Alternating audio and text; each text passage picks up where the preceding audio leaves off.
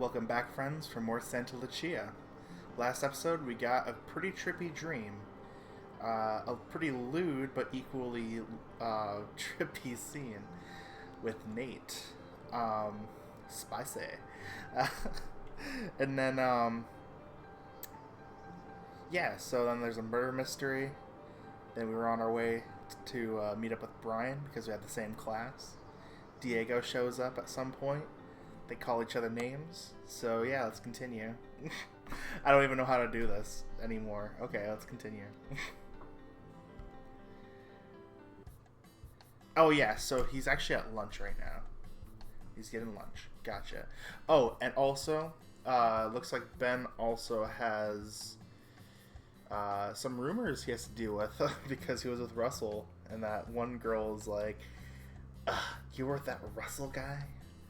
And then, of course, she whispered that to that one guy who's, I'm assuming, her boyfriend. So, let's continue. The faint sound of music squeaks out of the building's stereo system. Ugh, it's so generic and mindless. I can feel my brain melting out of my ears. I feel that. I turn down one of the aisles, partly to avoid the crowd and partly to check for any interesting snacks. It'd be nice if they had some caramel-coated popcorn. That's disgusting, dude. Or some brownies. Okay, brownies are good, so.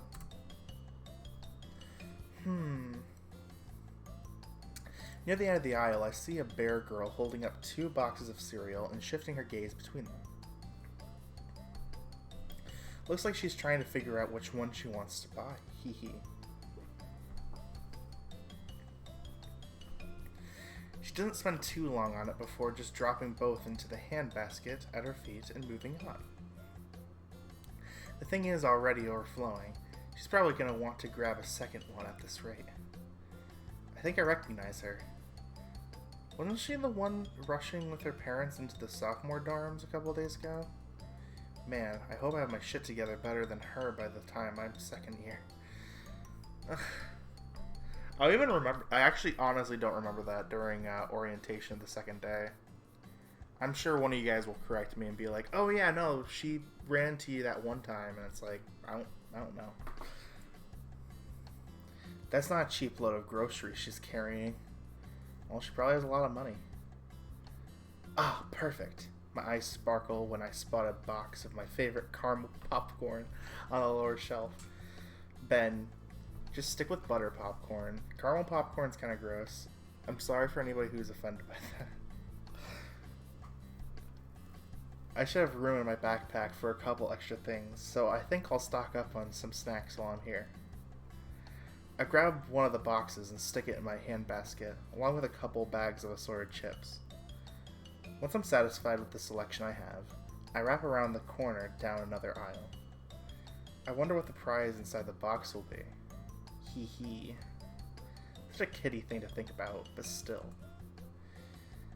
It reminds me of when my sister would come home with big boxes of these. They were her favorite too, and they always had the coolest toys and stuff in them. Huh? About halfway down the aisle, there's a tall pile up of boxes with barely enough room to slip around. I see a hand reach up from the other side and pull the box from the top of the stack down. Not long after, my ears are met with the sound of tape being ripped off. This is inconvenient. Just on the other side is the hot food selection. I'd really like to get my entree now. Guess I could backtrack, but that'd mean dealing with the checkout line. Nah, I'll try my luck at slipping by. Ouch! Shit! I wasn't watching my feet, paying more attention to my backpack and handbasket, because I stepped on the guy's tail. Oh my gosh, Carlos works there? Okay, that's really cool. Excuse me, I did not mean to block the aisle. Carlos? I stared dumbfounded at the tiger. Ben. I'm sorry, I didn't see your tail. That's why I noticed the name tag on his shirt. Huh?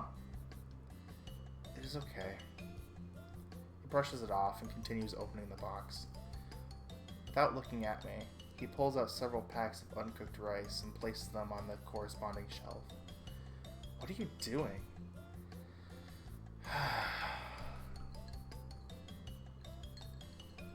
His arms slump down for a moment. Then he turns to address me.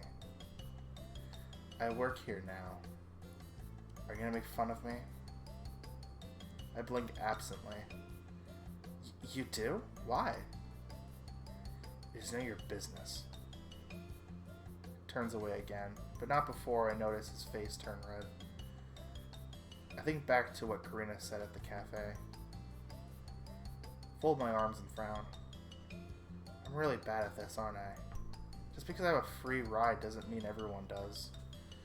I'm sorry, I didn't realize.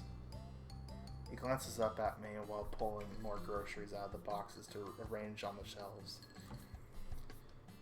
If you have to know, there is a program that helps low-income students pay for tuition.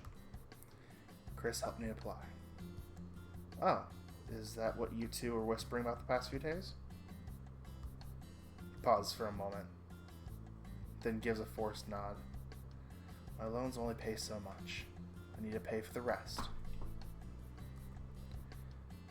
Please do not tell the others. I won't. The stereo system continues to blare out the remarkably unfitting music. I can tell Carlos is uncomfortable with the interaction. I should think of something to say that'll smooth things over.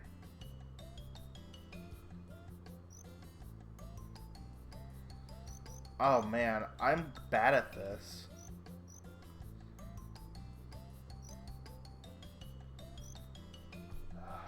Man, I don't know.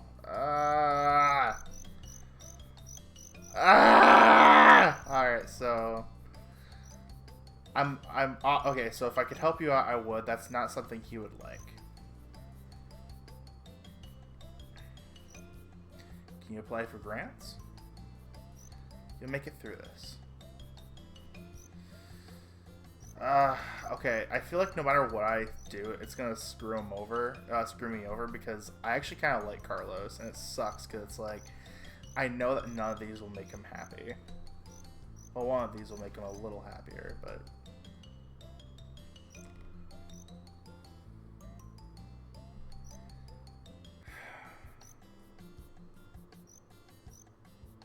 Apply for grants, we'll make it through this.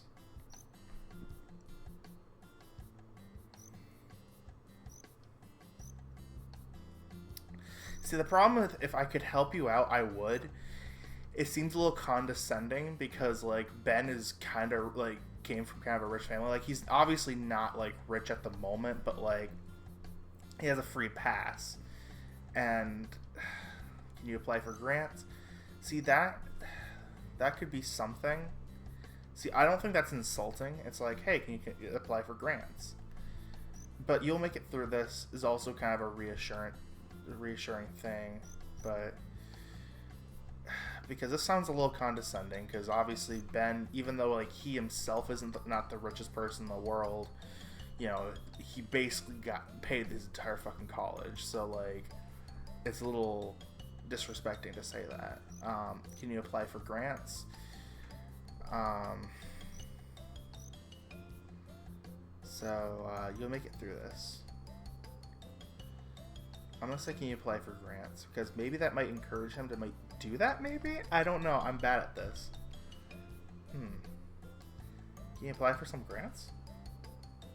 I know I got a really beefy one. Oh, okay, never mind.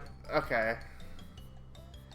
There are a ton out there. Aren't there a ton out there for tigers and Latinos? He stops moving for a second. Fuck, I fucked up. Damn it. Okay, yeah, I knew I fucked up. Okay, okay. I should have known.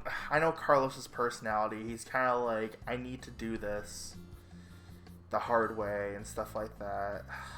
See, It sucks because, like, I like Carlos, and it just sucks that I can't pick, like, the right choices. Ugh. Alright, whatever.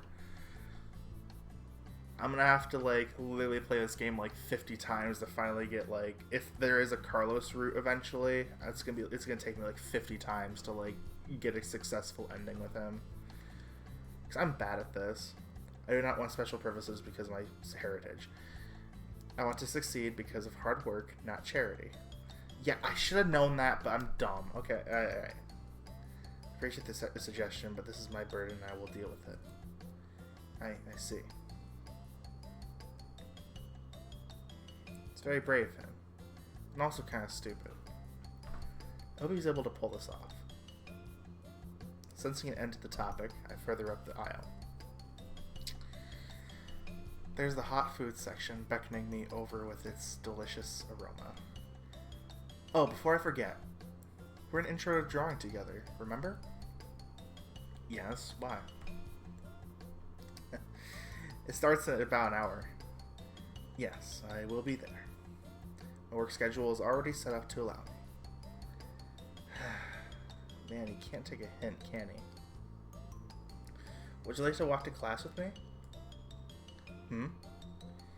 He perks up almost as if he's surprised I'd ask. Wait, is he actually surprised? Why would he be?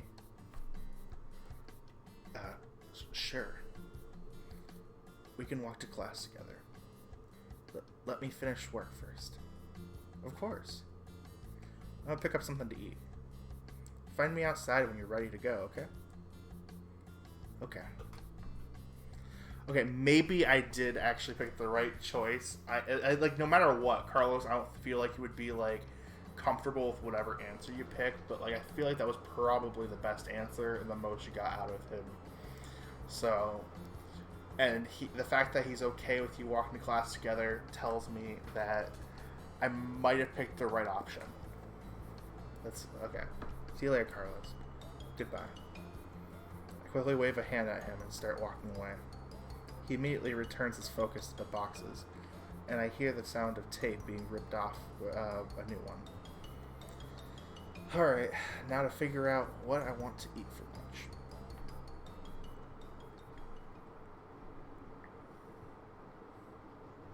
Ouch. I'll leave the store with $15 less in my bank account, but at least I've got lunch. Russell was right. If I'm not careful, this place will be a drain on my resources. I wander out onto the overlook, searching for an empty table. It may not be hot today, but there's a little breeze that'll be amazing under one of these umbrellas. As I get close to the barrier, I can hear students playing games on the beach below. Man, who has time between classes for that? Why are there so many students at the marketplace today? Practically every table is occupied. I guess the allure of the ocean is too much for some people to resist. I wonder why I'm not as entranced by it as others. I've only seen it in person once in person before, and it had Los Angeles attached to it. It's just water, right? Not to mention all the creepy things that live in it. I think I got enough of big bodies of water in Chicago. Thank you very much. It doesn't even look all that different from Lake Michigan. Yeah, water's overrated. Especially since I can't swim very well. Got teased enough because of it in high school. Don't need to revisit those memories. Eric always wanted me to learn, but I just... Oh! After wandering for a few minutes, I spot a group getting up and I spot a group getting up and leaving an entire table behind. Jackpot! Without wasting another second, I rush for it and plop my bag on top. I know how these things go. If I don't claim it right away, somebody else will. Right away I'm hit by instant coolness under the umbrella shade. This beats being cooped up in a crowded cafeteria for sure. I pull out a chair and take off my backpack, sticking it underneath the table. Once I sit down comfortably, I open up the bag and pull out the pesto chicken. Florentine. I don't know. I bought. Man, I'm such a sucker for pasta. Pop open the bottle of water. I got two and take a swig. Time to dig in. I'm halfway through the Florentine. I'm bad at pronunciations. Check my phone for the time. Drawing class starts at 1, and it's in the art building. 12:30 ain't bad, I still got time. I lean back in my chair and enjoy the breeze. A couple of students take the vacant table near mine and start working on their own meals. The chubby bull barely manages to fit in his seat, while the... Alright guys, my vocabulary sucks, so the leaf fox sits right on the edge with perfect posture. What did you buy, Niall? Nal? I don't know. I'm gonna say Nal, but it's probably like Niall or Niall. She speaks with a distinct British accent. Just a cheeseburger and fries meal. And you, Addie? Caesar salad. Nothing outrageous. Yeah. Brushes the hair out of his eyes and opens the carry-out box. So, what did you think of the first day of drama class? I'd say it was a smashing success. The fox giggles slightly under every word while smiling at the bull. I feel a little guilty eavesdropping on the conversation, but I don't really have anything better to do at the moment. Professor Hawthorne has an energy around him that feels so welcoming. I can't wait to find out what play we'll be performing. Man, I hope Nate leaves a little for the rest of us guys. Tries to find his way into everything, don't you think? My ears perk up. Drama class. Nate. I wonder if... You worry about him too much. Nate's a nice guy. He'll leave room for you to shine if you ask him.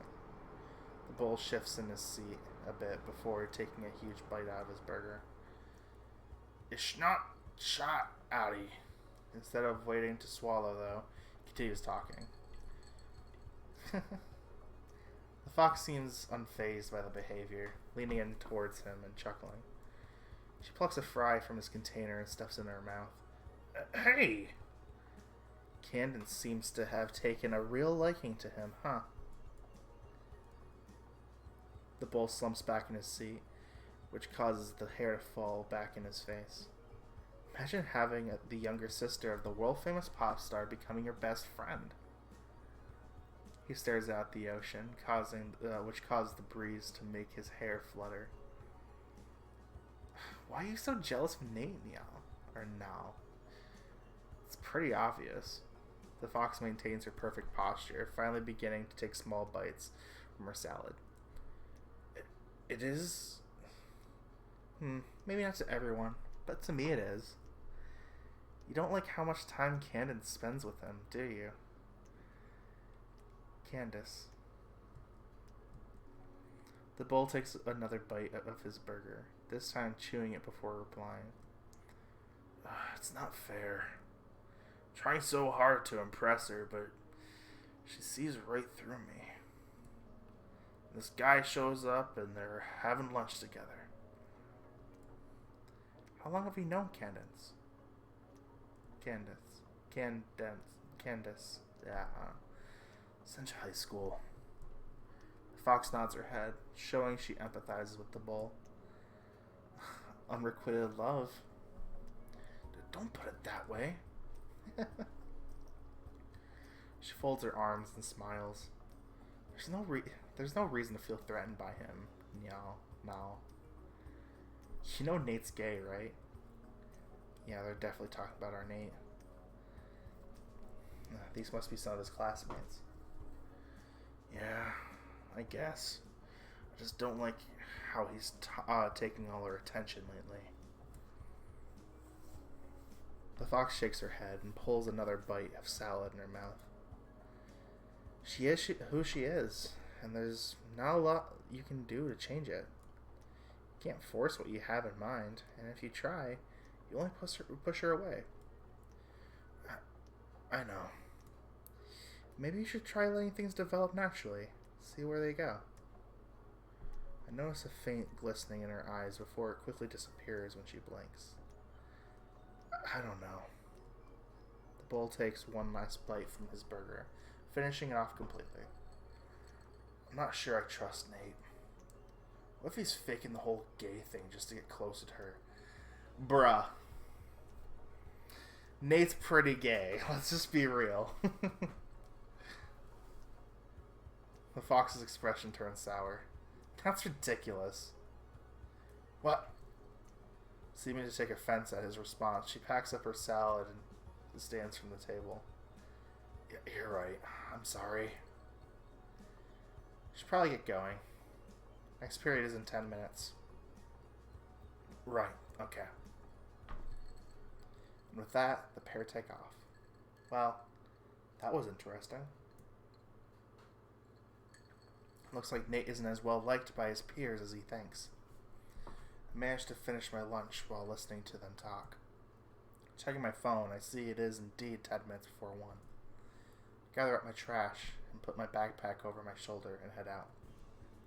I pass by the grocery store entrance, looking for a tiger I know. Carlos stands staring down at his phone, clearly getting agitated. Yo, Carlos.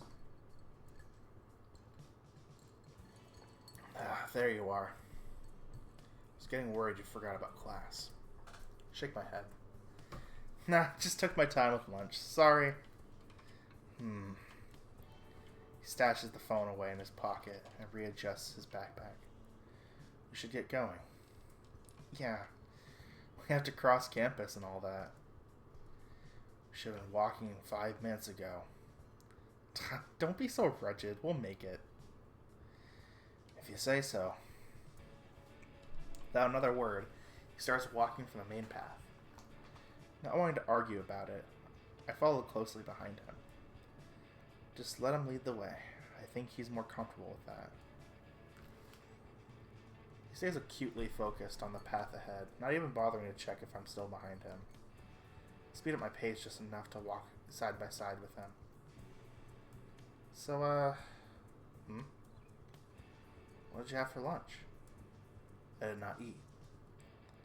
I will eat after class. Yeah? Aren't you hungry, though? Seems like a long wait. I can control my hunger. Work is more important. He snaps back somewhat forcefully. Yeah, I know that feeling. He's hungry as hell.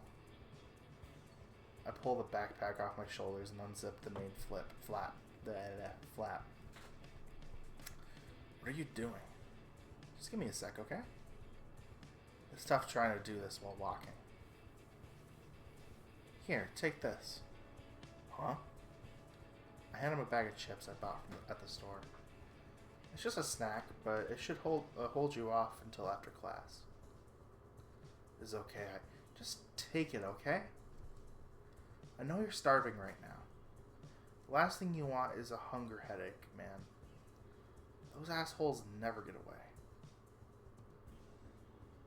He looks at the bag for a moment then. Okay. Thank you. He gently I did it again. He gently takes it from my hand and opens it. He angles it towards me.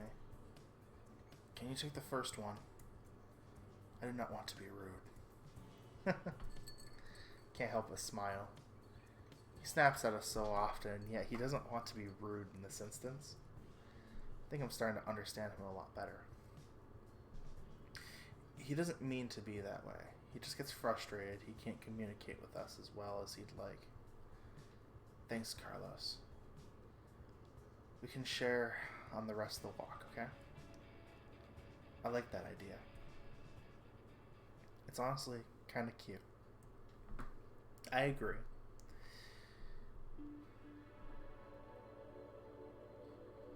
Carlos leads the way to the assigned classroom without a hitch. He must have scouted out where all his classes were earlier. I'm gonna pause here, and I'm just gonna say that, like, in a lot of ways, like, I can understand why, like, it doesn't seem like a lot of people really like Carlos, and it's pretty obvious why. Like, on the outside, it's pretty obvious that, like, so far in the game, he's been very kind of standoffish, and he even kind of snaps a little.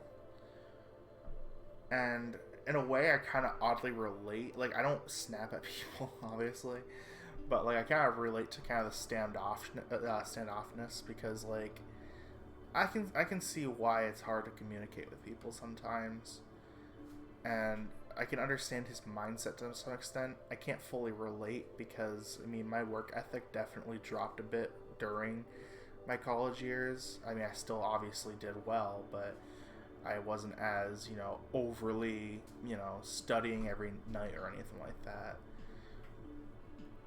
But, it's gathering what I'm gathering, basically, from Carlos, is that it's pretty obvious that he came from a very rough household from the first night. When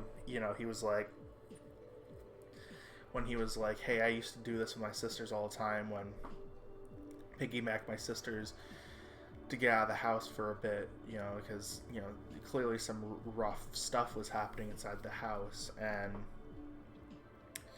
then and then hearing that he has to take a job because he's from a low-income household, and the fact that he went to such a prestigious university, obviously that's not going to, even from a low-income household, he wasn't able to, get all the money to pay for his college tuition and his room and board and all that, and his, lunches, his food and all that, because obviously tuition is only like a third of the cost. A lot of the cost comes from, like I said, room and board, the activities, just the privileges that you get for being a college student, just the pre-made food, the dorm you live in, the parking lot. Even I had to deal with the parking fee that was dumb, but whatever,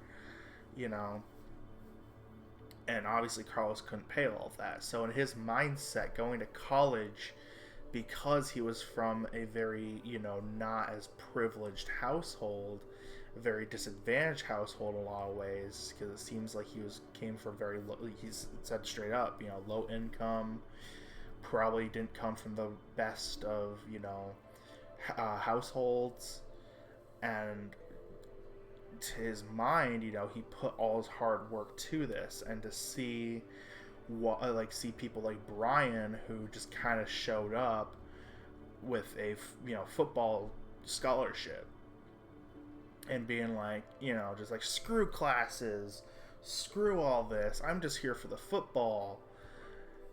I can see how that would, like, really offend someone like Carlos, who seems like he worked his tail off just to get here,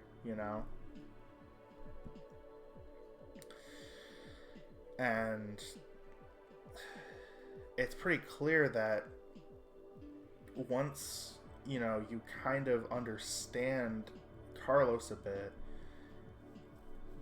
you do notice that his walls start to, like, shake a bit, he's willing to, be a bit more vulnerable. Once you kind of see that to some extent, you kind of see through that, like, as the MC, Ben puts it, see through that bit of bravado that, that Wally puts up, the standoffishness, and you understand a bit more. That's when, he might become a bit more vulnerable about himself. So yeah. And, and I get that.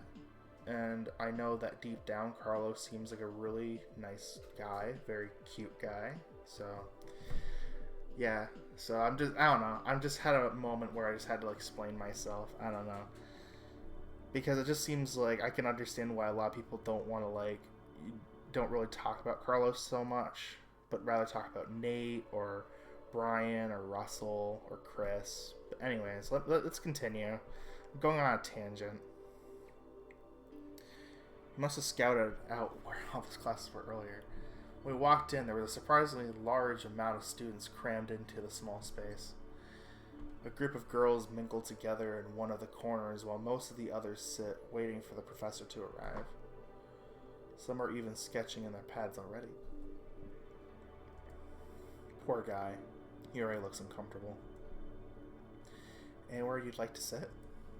I do not know. He stands with me at the entrance, not willing to make the first move. For someone who led the way so confidently, it's interesting to see him out of his element. We could sit together if you'd like. That would be a good idea, I think. This time I take charge, leading him to a spot in the center of the room with 2 vacant desks. Might as well take out our pads, right? Sure. I unzipped my backpack and grabbed the art kit I brought along with the drawing textbook. There's some nice pencils, a needed eraser, and a reasonably sized drawing pad in it. Look over at Carlos's desk and see he's merely pulled out a notebook with lined sheets. What? I think you might prefer something like this, man. I hold up the drawing pad to show him. What is wrong with what I have? Stares down at the notebook in front of him, confused. Well, are you really gonna want your drawings on note paper? Does it matter? I shrug my shoulders. It might, yeah. He lets out a frustrating sigh. I was hoping I would not have to spend more money on this class than necessary. What if you end up liking it? Raises his head and starts looking around the classroom. Not long after, the professor enters the room and greets us. Good afternoon, class. The surprisingly young rabbit makes her way to the front and sets up the art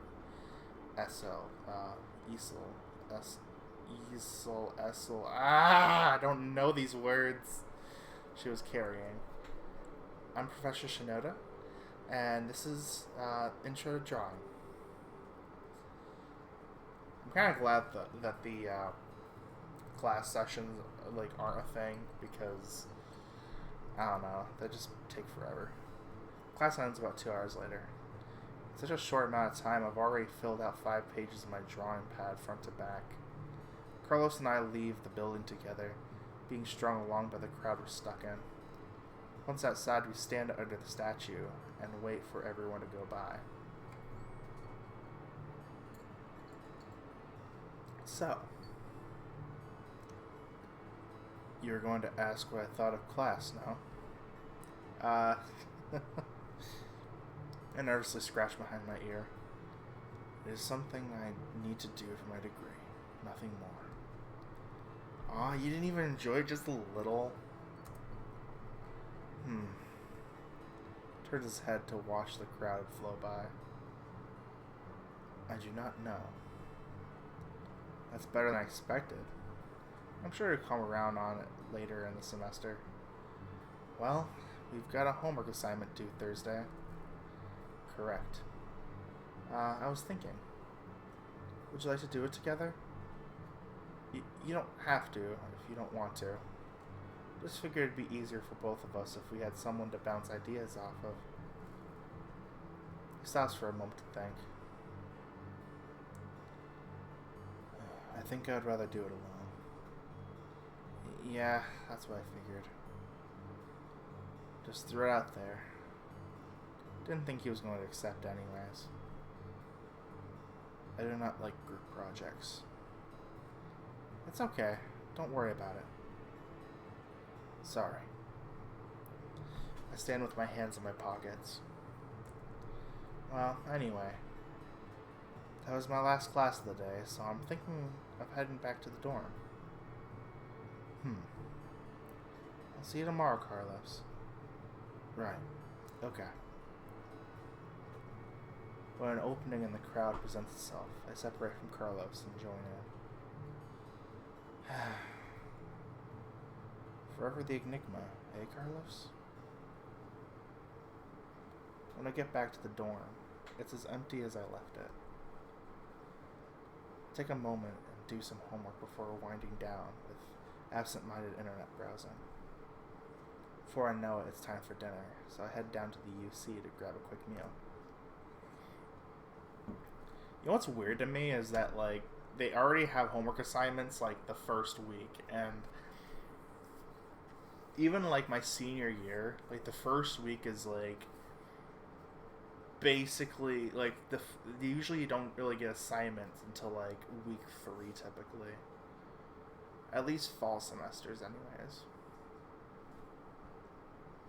I close the door behind me as I return from the UC. The lights in the room are on, suggesting I'm not alone. Sure enough, my roommate sits at his desk with headphones around his neck. Knowing what happened every time, I don't announce my presence. I open the door again. I knock loudly on it to try and get his attention. He turns his head to check. Hey, I'm back. Okay. Once again, I close the door and enter the room. I pull out my desk chair and angle it towards Zach before sitting down. What you up to? Oh. He scoots back, giving me a view of what's on his screen and the plastic container of food he's eating out of. I'm just working on the playlist assignment for freshman seminar. Your mentor give you that assignment too? Yeah. I smile and lean forward, clasping my hands together and resting my elbows on my knees. I finished mine yesterday. I'm not super comfortable with what I'm about to ask, but it might help bridge the gap between us. Would you like to hear it? Are you sure? Yeah, it's what it's for, right? Flip open my laptop and wait for it to boot up. Sure, I'll check it out. Alright, give me a sec. It takes a while, so I return my attention back to the dragon. Sorry, I didn't expect you to be here. Would have invited you to go and get food with me at the UC if I knew. Point at the food container and shrug. Don't worry about it. It's fine. Raise an eyebrow when I see him reach over to his mini fridge and open it. Pulls out another container and holds it in his lap. I made this at home today. Mom said I should make extra for you, so I did. You don't have to take it if you don't want to. Huh? He trembles a little as he offers it to me. I don't want to leave him hanging, so I grab the container. That's really nice of you, Zach. Thank you. No problem. What is it? Chicken zucchini casserole. It's my dad's recipe. I kinda learned how to cook from him. That's pretty cool. Thanks. He sits there looking pretty bashful as I open it and eat a small forkful. There we go. Would be better warm, but still quite tasty. Wow, this is great, dude. You think so? Yeah, I appreciate this. I just ate though, so I'm not hungry, but I'll save it for later if you don't mind. It's enough to know you like it. Close the container and check my computer. Still booting up. You know, I never seriously tried to learn how to cook. I've always just let other people do it for me, I guess.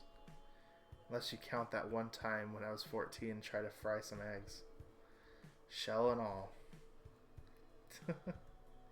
Almost burned the house down.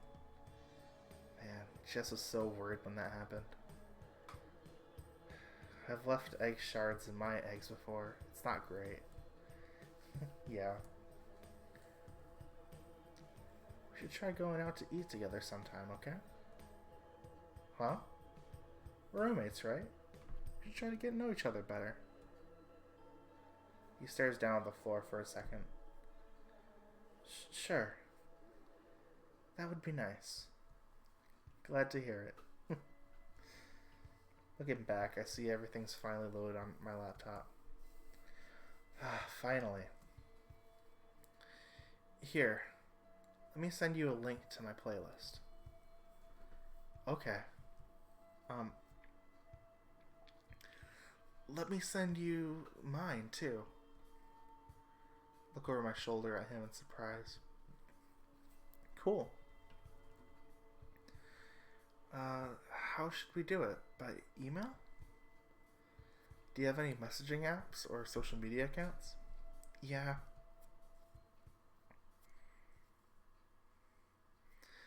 We spent the next half hour or so listening to each other's playlists. I didn't expect him to be into this kind of music. I wonder what he thinks about mine. After talking about them for a little, we withdraw back into our own corners to do our homework for the night. I'm glad this turned out well. Slowly but surely, Zach's walls are coming down.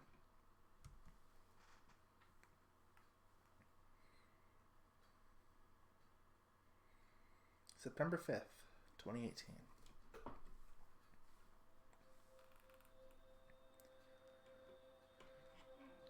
Slowly open my eyes and regain consciousness when I hear someone walk by our door. On the other side of the room, Zach lays in bed, facing the other direction.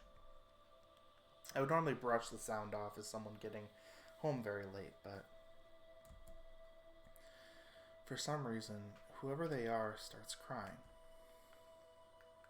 I sit up, blanket still covering my lower body. My eyes adjust to the darkness, allowing me to make out the door frame in the distance. The light from the hallway peeks in from beneath the door. Every now and then a shadow passes by, suggesting the person is pacing up and down the hall. By this point, I'm mostly conscious, and curiously is getting the better of me. Curiosity. I'm dumb. Curiosity is getting the better of me. Yeah. I wonder who it is. Pushing the blanket off me and getting up from the bed, I reach down to grab the shirt I wore yesterday and slip it on. Jeez, what time is it? You cry in your room, you know. I reach the door and undo the lock then slowly open it so I don't accidentally wake Zach up.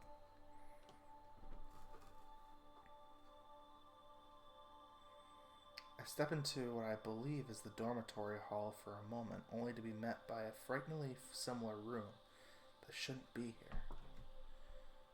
What?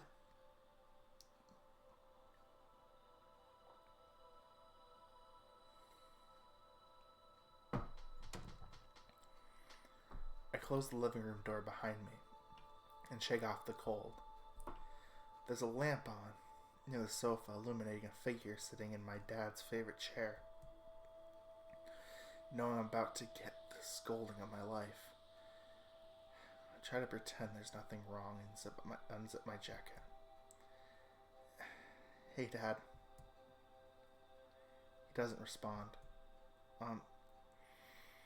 Sorry I'm late. I didn't mean to, I swear.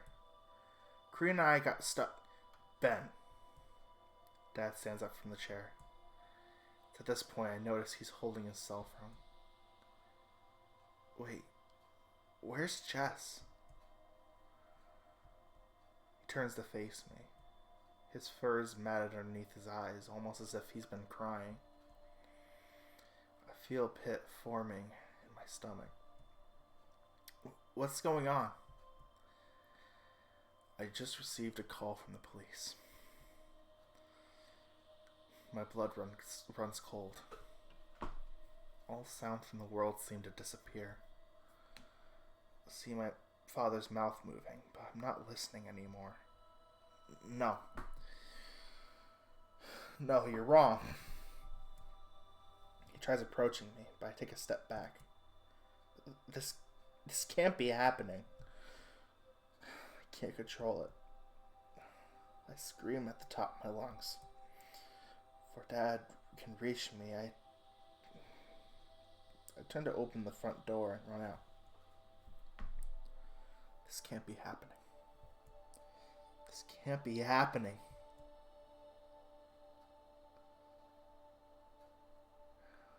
I snap out of the daze I'm in, but the disorientation remains. Where am I now? Before me, a long hall stretches out. There are numerous doors lining each wall. I take a few careful steps forward to observe them better. To my left stands a beautiful carved mahogany door. The craftsmanship suggests no expense was spared in its creation. To my right, in contrast, stands a worn down and beat up door, almost looking like the entryway to a barn. I try peering through the cracks in the door as I walk, but I see nothing but darkness on the other side. Moving on to the next set on my right is a push to open door with the girls' locker room sign on it. On the other side is a huge metal door, something that looks straight out of an army movie. A few steps further, I'm able to observe the next two doors. On the right is a hospital door with a small inset window. Trying to see what's on the other side is no use. There's only darkness. Perhaps the lights are off? On the other side is a pretty typical looking bedroom door with an interesting detail. There are deep gashes in the wood, almost as if someone had stabbed a knife into it multiple times. I considered walking further up the hall, but something compels me to enter one of these doors. I can't resist temptation. It's like a voice is calling me.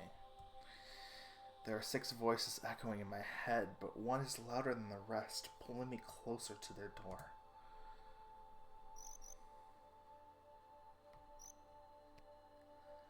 I approach the gashed door and twist the doorknob. The voice calls louder to me, making it hard to resist. When I hear the sound of the latch giving way, I push the door open and enter.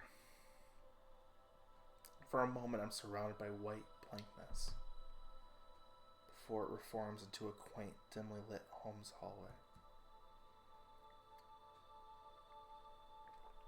I gently close the bedroom door behind me and listen to the sounds coming from down the right.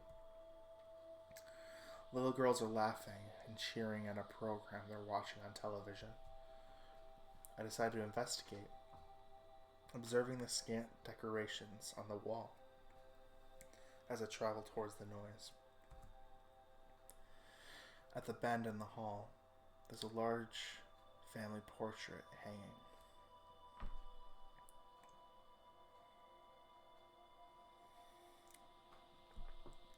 A mother stands between 2 older sons on either side of her, while a row of 4 younger girls, in front are arranged in ascending height.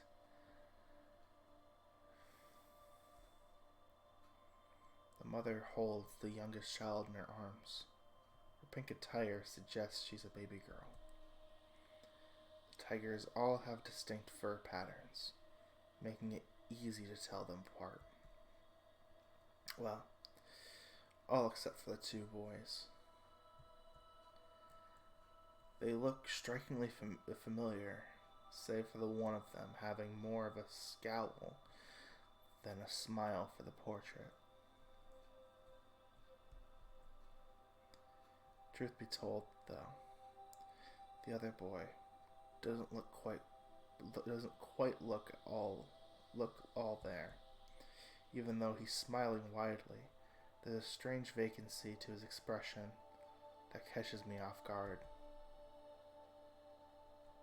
Is food ready yet, Carlos? My ears perk up when one of the younger girls speak up. She's clearly speaking Spanish, and yet I'm able to understand every word. I continue my trek down the hall. Be patient, Marie. We can only microwave one at a time. My heart skips a beat when I recognize the deeper voice that replies. The hall opens up into a small living room with a large sofa covering the far wall facing a television on the other. A crib with a sleeping baby rests in one corner of the room, safely away from the other girls making a ruckus elsewhere. The two youngest girls sit on the floor, working together on a coloring book. The older girls sit on the sofa, watching a dancing yellow sponge and a starfish friend on the television. The oldest of the crew looks hardly older than 7. I nearly jump out of my fur when the sound of metal clanging against the floor echoes out from the nearby kitchen. Shit. Oh, Carlos said a bad word. The oldest girl giggles and tries to get her sister next to her to join in. The teenage tiger peeks his head through the archway and addresses his sister. I'm sorry, I dropped a pan. Please don't tell Mama. While still giggling, she covers her mouth and nods affirmatively. Thank you. Come get your dinner. The little girl practically jumps off the sofa and dashes into the kitchen. I take a step back and make sure she doesn't run into me, though I'm pretty confident they don't know I'm here. Interested in seeing what they're up to, I follow them into the kitchen. My attention is immediately grabbed by the boy peeling off the cover of a microwaved frozen meal. Be careful, it's hot. He pulls out a fork from a drawer and sticks it in the container for Marie. Thank you. She starts making her way back, but stops before she goes too far. Carlos, where is your dinner?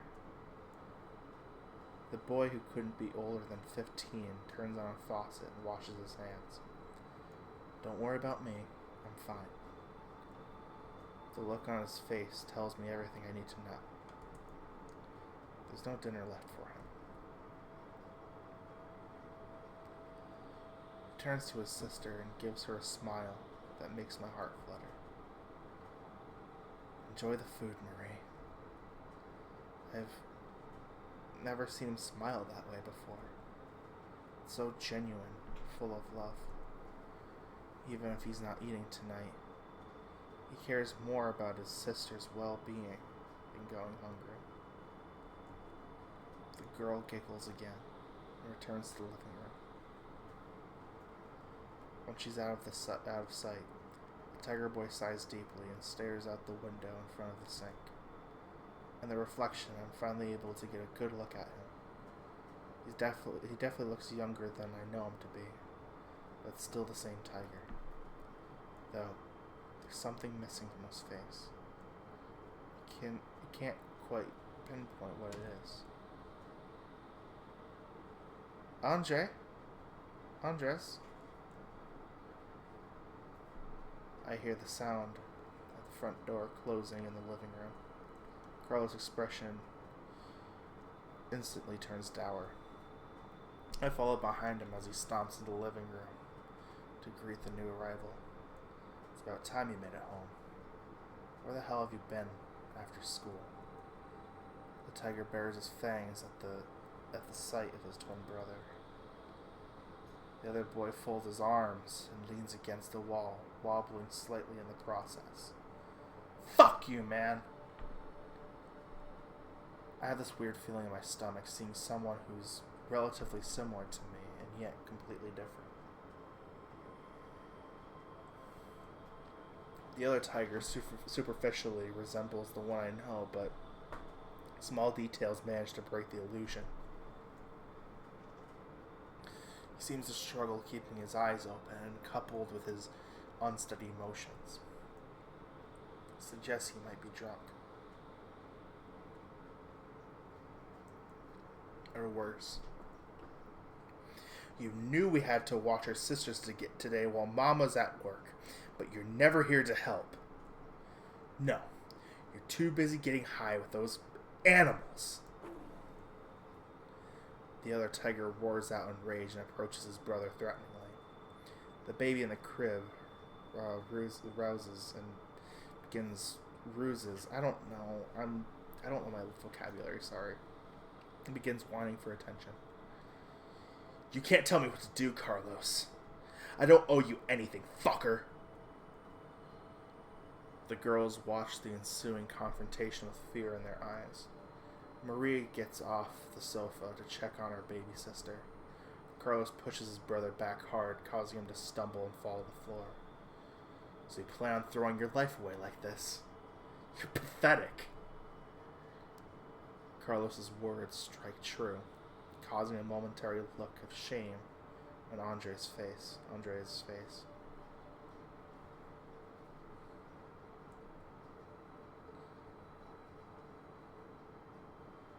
Andreas. I think it's Andreas, but who knows. But that look quickly turns into pure rage.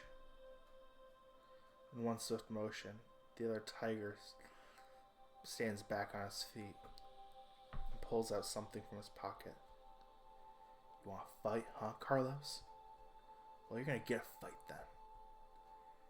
He clicks the thing in his hand, causing a small blade to extend out. Carlos takes a step back, clearly shocked at what his brother is threatening to do. Andres. I'm so fucking sick and tired of everyone looking down on me. The school, Mama, you all fucking suck. As the other tiger lunges at his brother, I rush forward to try and put myself between them. Before I make it, everything fades to white again. I close my eyes and breathe for a second.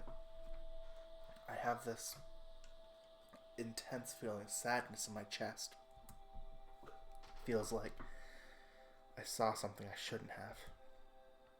Like I've invaded somebody's privacy. It's hard to shake. Oh. A door fades into existence in front of me, beckoning me forward.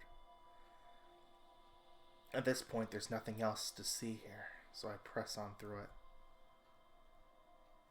Instead of returning to the hall, I find myself standing at the top of a staircase, looking out onto the schoolyard. High-rise buildings line the streets surrounding the yard, suggesting this place is in the middle of a big city. Little kids dart around everywhere, enjoying the free time they have before class starts again. Seems to be an elementary school. I slowly descend the stairs, watching as the kids run by. I feel a tinge of nostalgia bubble up from within, though this is a place I've never seen before in my life. I remember the days when we were young, Karina and I would believe we were superheroes protecting the school from evildoers. How melancholic is it, remembering days long past. A group of boys run by, seeming to be chasing the one in front of the pack. They manage to corner the kid behind the staircase I just descended. We've got you now.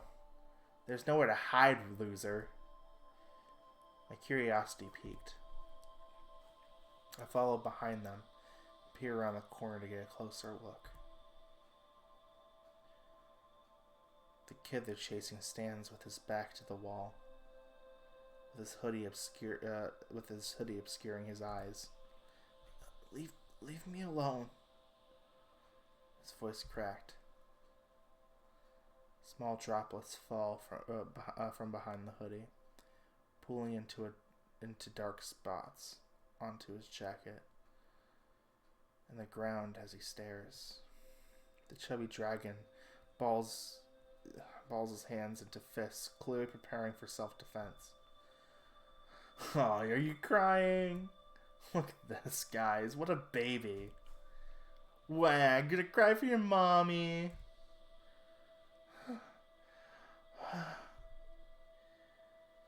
He breathes in deep several times, almost as if he's hyperventilating. Jeez, where are the teachers?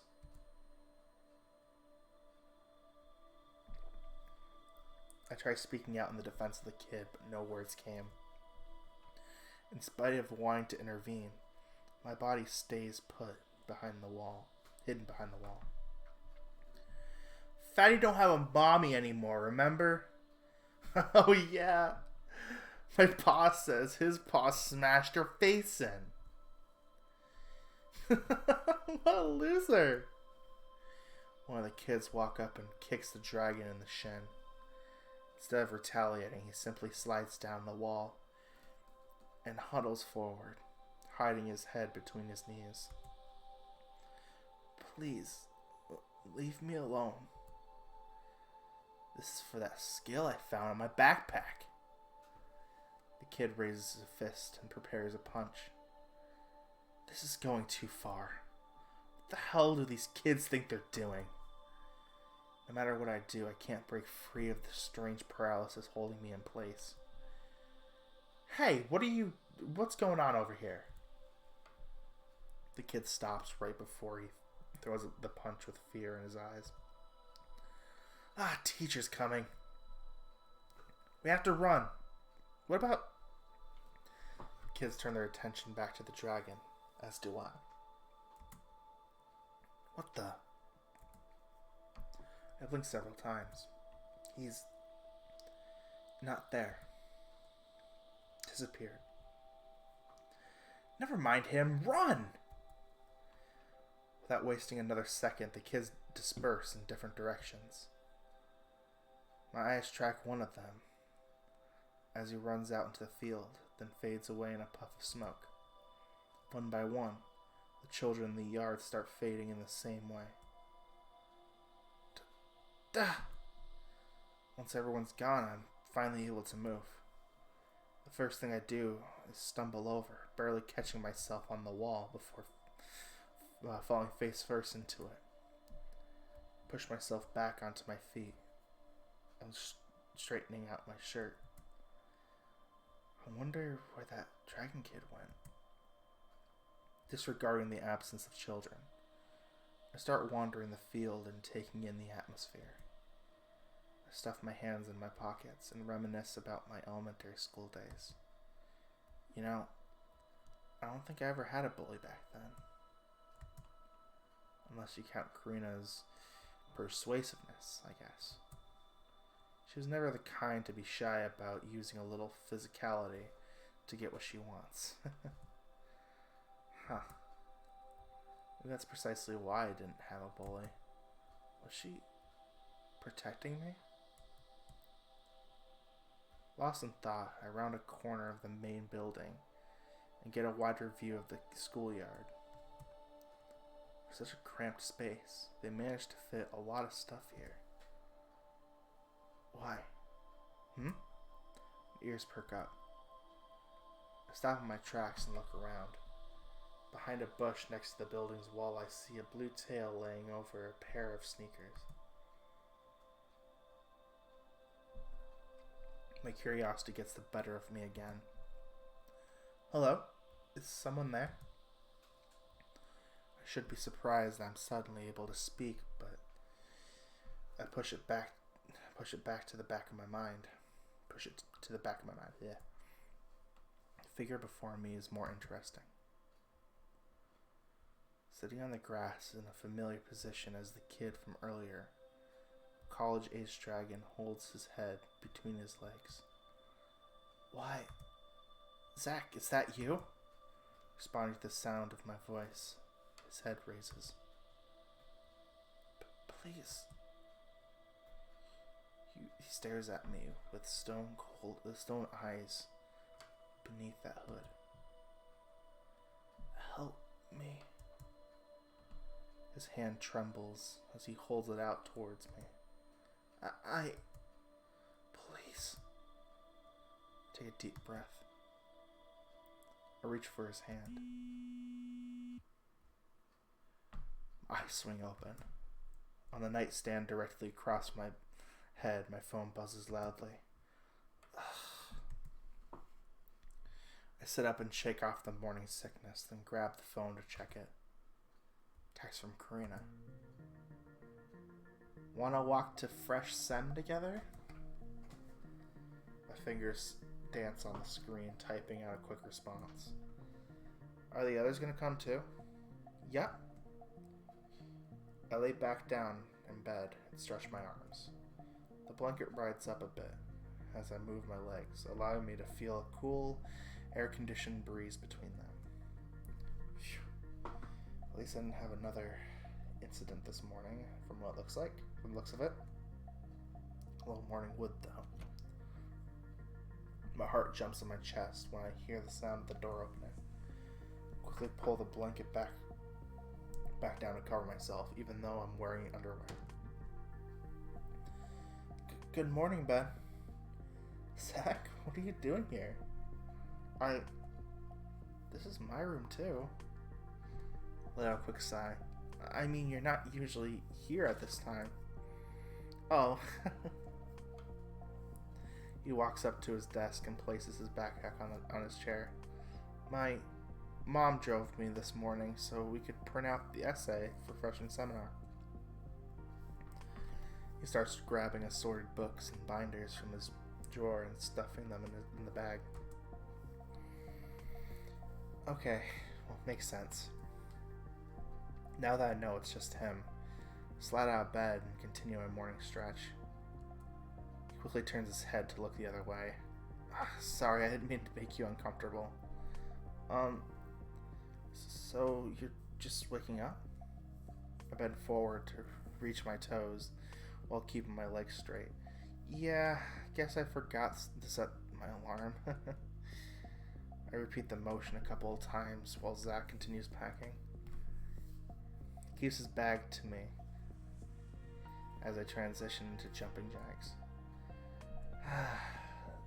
You know, you could have turned the paper in online, right? Huh? He unconsciously turns to face me. What do you mean?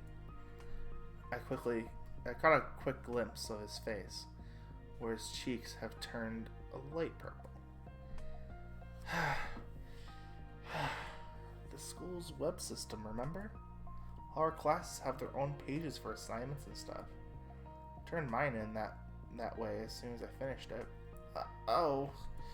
I guess I didn't know. I finish my quick routine and walk forward to grab a towel. I'm sure you'll be able to turn in a physical copy, don't worry. I wrap it around my waist and start scrounging for my shower supplies.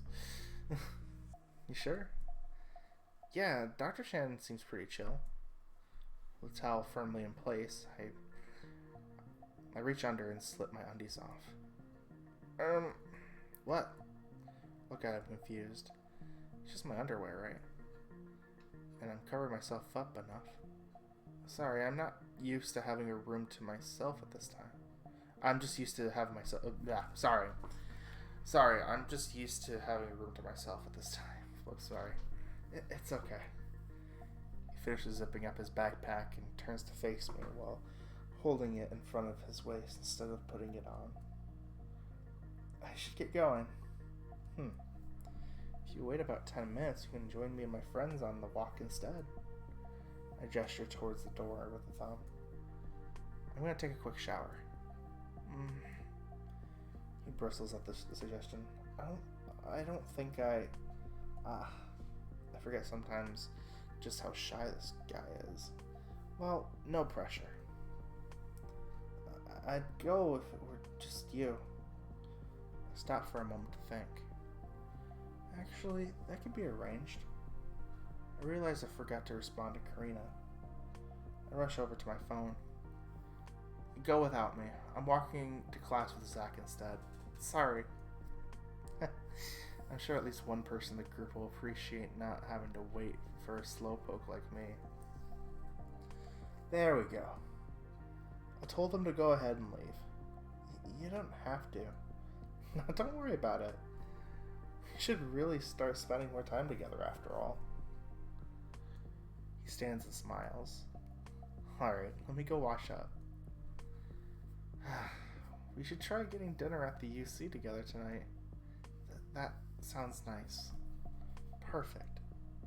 I give him a thumbs up before heading out the door with my shower supplies. I'll be right back.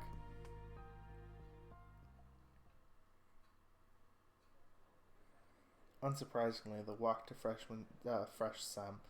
I'm just so used to calling it freshman seminar, but yeah, fresh sem, I guess, is the new shortened term. The walk to fresh sem is quiet. I try making some small talk on the way, like bringing up how hot it is today, but all I get in response is a yeah, or an I know. Still, he seemed a little less tense than he usually is. After you. I hold the door to Redwood Hall open for him. Thanks. I follow right after him. The building is already saturated with students on their way to the first day of the class. Zach pushes on ahead, sticking close to the walls instead of weaving between the crowd. Sure are a lot of people here, huh? Yeah. Guess it could be worse. At least we're here on time. That's true. Before long, we're walking into the lecture hall. The doors were propped open by door stoppers, so the sound of the crowd outside echoes on the walls inside here too. Outside echoes on the walls inside here. Okay, yeah, okay. Decided to double check that. Come in, boys. Don't be shy. Good morning. Dr. Shannon stands near the podium in the center, waiting for us to approach. Good morning, Dr. Shannon. Zach and I head down the steps. I can hear him ruffling through his backpack as we descend. Ben. Yes? She smiles and pushes up her glasses. I've already started reading some of the turn-in essays. You have a mighty fine writing style. I look forward to more from you over the semester. Thanks. Wow, a compliment this early? That's unexpected. Can't help but turn my head away as my cheeks begin to redden. Here's my essay. Here's the essay, Professor. Attention shifts to Zach as as he hands her a couple of sheets of paper stapled together. Zach, I'll accept this today, but in the future, make sure you turn the essays in through the online system we have, okay? Sorry. We have the system set up like that for a reason. He gets extremely flustered and stares down at the floor. Ben, we're over here today. Karina sits up from her seat and waves at me. Be right over. Take a few steps in the direction, but stop when I notice Zach hasn't moved. By this point, Dr. Shannon's already on the top of the stairs, removing the wedges from under the doors. Zach? Yeah? Plan on sitting any more specific? I guess I'll sit over there. Points to the corner of the room nobody else is in. I roll my head to the side and smirk at him. Really? Didn't the professor tell you to sit with your group last time? Yeah, but... Shake my head. You should come with me then. I gesture towards my group. You already know a couple of them, don't you? I don't want to intrude. Come on, dude, we're not like that. Besides, what kind of friend would I be if I let you sit by yourself, huh? Friend? He fixates on that one word for a moment. Okay then, let's go. Great. The shy dragon follows behind me, with hands in his pockets. Hey guys, my roommate is going to join us today. Zach, good morning. Good morning, Karina. Good to see you again, dude. Carlos stares down at his notebook, probably trying to ignore us or something.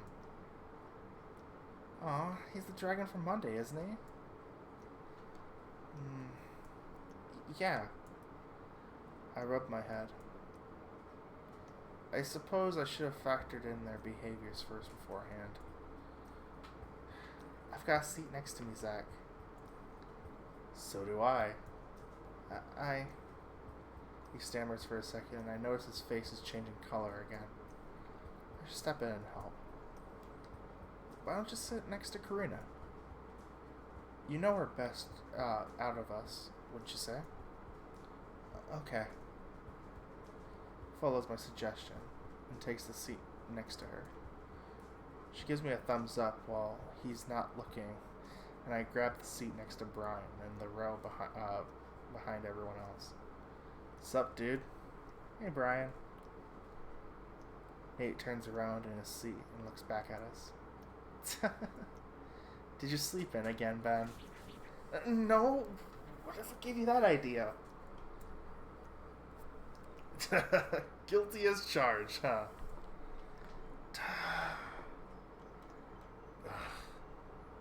Carlos puts his pencil down and folds his arms impatiently. Okay, class. It's time we start. And thank goodness we didn't have to go through another class. Class dismissed a little over an hour later. This time, given a reading assignment. That article's almost 60 pages long. I know, isn't it wonderful? Plan your time correctly and you will not have a problem. Thanks, guys. Really helpful. I shrug my shoulders after slipping my backpack on. I'll catch you guys later. I have to run if I'm gonna make it to my next class. See you later, Brian. With a quick wave gesture, he takes off up the stairs, skipping every other step. You doing okay, Zach? Yeah, thanks. He taps his finger on the fold-out table attached to the seat. Don't mention it. Remember, if you need help with anything, only a text away. I know. She turns her attention to me as she stands up. Well. You sure seem pleased with yourself. Huh? I raise an eyebrow at her. Relax, I'm just kidding. Just a little payback for ditching us this morning. Hey. Luckily, it doesn't seem Zach heard. He's busy packing his things. I trust everything is okay. Pause for a second to figure out what she means. Oh. Yeah, everything's fine. Don't worry about it. Perfect. I knew you could do it. The flick of her big, bushy tail, she heads for the exit. I'll see you in lab, Ben. And bye, Zach. Bye, Karina. Bye. So, you're Ben's roommate, huh? That's correct, yeah. Yes. Nate holds out a hand to Zach. My name's Nate. Zach hesitantly returns the gesture and gives him a light handshake. I'm Zach. Nice to meet ya. Since in the mood, Carlos stops packing and turns to address the dragon too. Carlos Delgado. Oh, hello. It's nice to meet you too. Zach gives the tiger a handshake as well. I have to go now. Don't let us hold you back then. Right. Goodbye. Without another word, he heads for the exit. Excuse me? To my surprise, the professor walks up to us. Dr. Shannon. Thank you for a wonderful lesson today, Professor. You're welcome, Nate. Nate looks over at me with a smile. She remembers my name. Young man, if I could have a moment of your time. Dr. Shannon addresses Zach in specific. Me? It won't take long. But I noticed your confusion this morning when I said papers should be turned in online. I would like to show you how that works. I know several other professors who won't be as understanding as I am about the situation. Professor, I could show him how to do it later tonight. Oh, I insist. It's my job as a freshman seminar professor to make sure every student knows how to use the systems expected of them. Okay. Zach relents, following Dr. Shannon up to the podium, where she has her laptop set up. If she's dealing with him, then I'm sure he'll be alright. Want to start heading to the literature class? Sure. Take a moment to wave at Zach before heading out. See you later, Zach. He meekly looks up at me and waves back. Alright, let's go.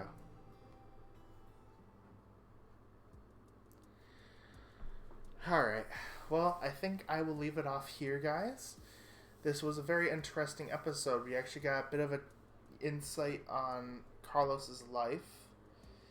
And, with a little bit of a Carlos run-in at the marketplace, and just getting a little bit more about, knowing a little bit more about him, and just kind of me kind of realize, like, kind of understand, kind of getting him a little bit, even though, like, I know there's gonna be, like, the reveal and stuff, which we kind of got a little bit in Ben's dream, and of course, seeing the relationship between Ben and Zach improving is always a positive to me. So I'm excited to see where this goes next. So thank you for watching this video, guys. And I'll be here next time. Until then, I'll see you later, guys. Bye.